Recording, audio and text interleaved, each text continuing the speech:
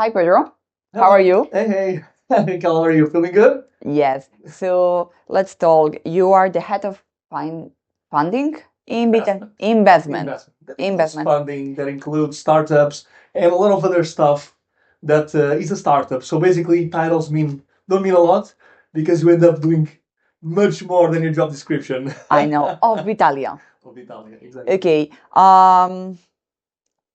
As person that's coming actually from finance, but actually working with science, what's your vision? My vision of so you want to understand what would be the ideal investment Okay, let's. scenario? Yeah, the thing is like, for example, science, the speech of science, it's usually we say that, for example, it's more like a public good because cannot be profitable. I think that actually Vitalia does not agree because you are doing a lot of research. I guess as a startup, it's because you think it's profitable. So basically, we believe that most things that we are trying to develop, they need to be sustainable. Okay. Sustainability is not only in a environment kind of approach. Sustainability means that the entity is able to keep on living without requiring help from anyone else. So our approach for scientific development, our approach for innovation is always based on a market-driven approach. And that's why we are a private entity, but we are creating a community. We start private with a small group, and then you keep on building something sustainable, then you then decentralize. So we are starting from that premise.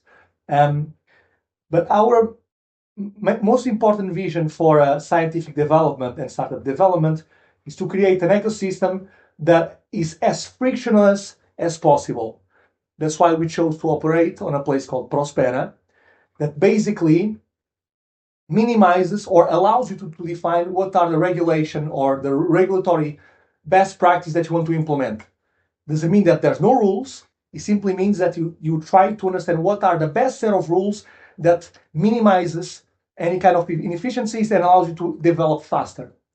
And the way that we operate is that we allow market forces to shape the dynamics of our startups, and we allow for other governance systems to be implemented and utilized in creative manners if they make sense. So it means that we are libertarian, we are open to innovation, and we are also adjacent to crypto. We use crypto, we use DeSci, we use all the mechanisms once they show that they are useful for scientific, economical, technological development. So we work with DeSci, we work with venture capital, and if it drives innovation, we are up to that.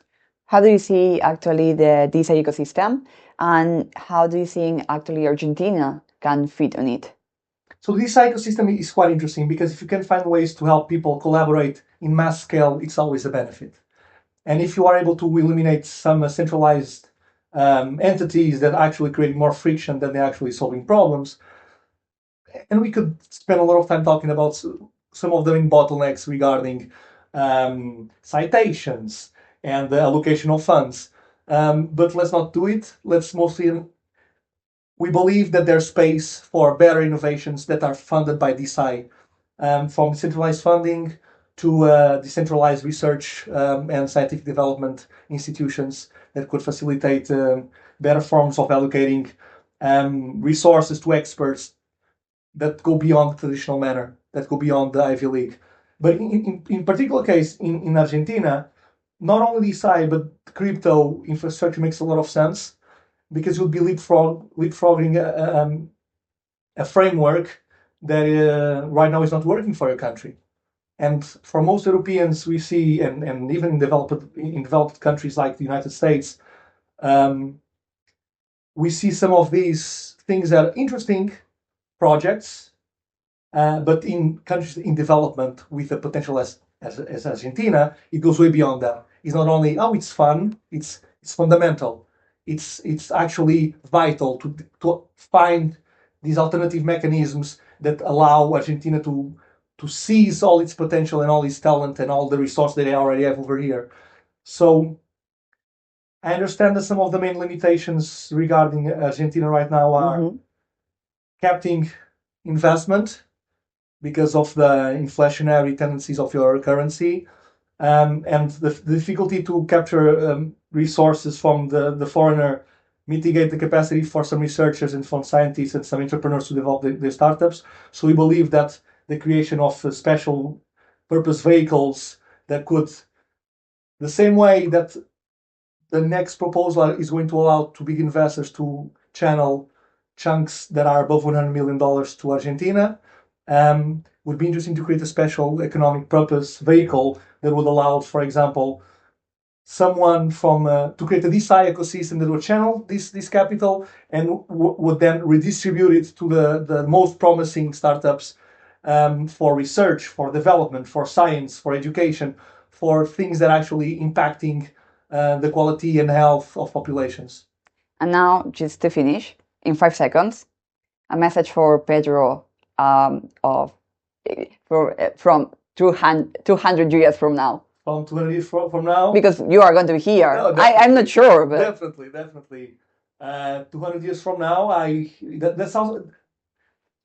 5 seconds. 5 seconds, it's gone. It's gone. 5 seconds. Like life, but no. Not yet. In 100 years, I'm going to be much better looking. I know it's difficult to understand that, but I'm going to be. We are going to be much smarter, and we're going to actually be. I hope that in 200 years, I'll be focusing on the big questions of life, because a lot of these inefficiencies are already solved. That's the message. Is going to be Vitalia there? Definitely. Yeah, okay. Definitely. Thank you very much, Pedro. Thank you very much.